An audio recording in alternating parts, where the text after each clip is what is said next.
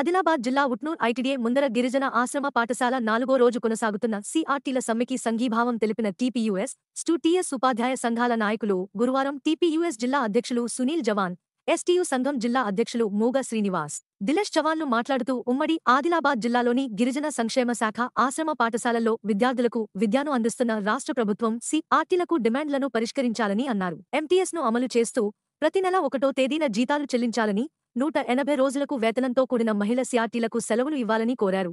సిఆర్టీల సమ్మెకు ఉపాధ్యాయుల సంఘాలు తరపున సహాయ సహకారాలు అందజేస్తున్నారు. సమ్మెలో వంట మార్పు, రాస్తారోకో లాంటి కార్యక్రమాలు చేపట్టాలని సూచించారు. అప్పుడే ప్రభుత్వం దిగివస్తుందని అన్నారు. ఐక్యమత్యంతో ఉండి ఏదైనా సాధించవచ్చు అని సూచించారు. ఈ కార్యక్రమంలో ఎస్టీయూ జిల్లా ప్రధాన కార్యదర్శి అశోక్, టీపీయూఎస్ నాయకులు అంబాజీ, ఉపేందర్, రవి, రాజ్ కుమార్, సిఆర్టీ ఉపాధ్యాయులు, మహిళలు తదితరులు పాల్గొన్నారు. నిరవధిక సమ్మెలో పాల్గొన్నటువంటి ఉపాధ్యాయులు మీకందరికీ సంఘీభావం తెలియజేయడానికి మా యొక్క రాష్ట్ర ఉపాధ్యాయ సంఘం ఎస్టీయూ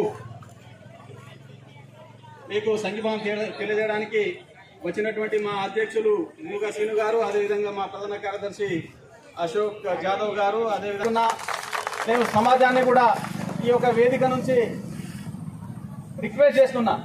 ఈ సిఆర్టీలు ఇక్కడైతే ఉపాధ్యాయులు ధర్నా చేస్తున్నారో వీళ్ళను మీరు సపోర్ట్ చేయాలి.